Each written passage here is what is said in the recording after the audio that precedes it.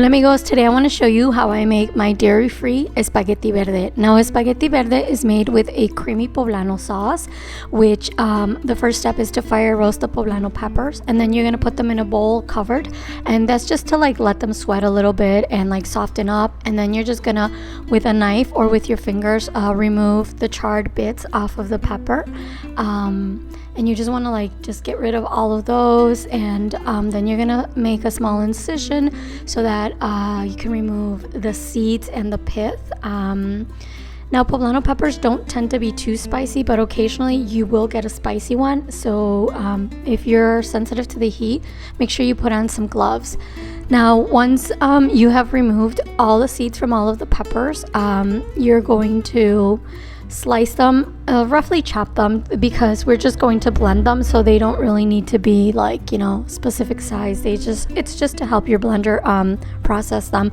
Now while you're prepping the poblano peppers, you can get the water boiling for your spaghetti, and then once that's boiling, you're gonna put the spaghetti noodles in there, and while that's going, after that is done cooking, you're going to reserve about 1 cup of the boiling broth, and then you're gonna blend that with crema de poblanos, onion, garlic, salt, pepper, and some vegetable broth.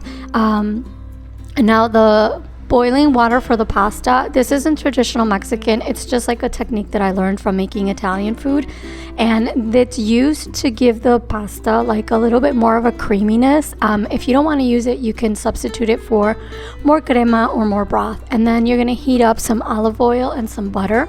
Again, you're going to combine those two to just give the salsa extra flavor and make it more creamy, and then you're just going to cook it about 10 minutes just until you can't taste the raw onion or garlic anymore. And once that's done, you're going to mix in the spaghetti, and just make sure you get it nice and coated, and you should have plenty of like extra sauce to like really coat the spaghetti.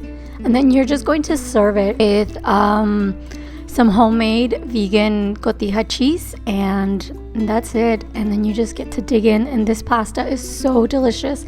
You can serve it as a side dish, a main dish, and it's also great for parties. Enjoy!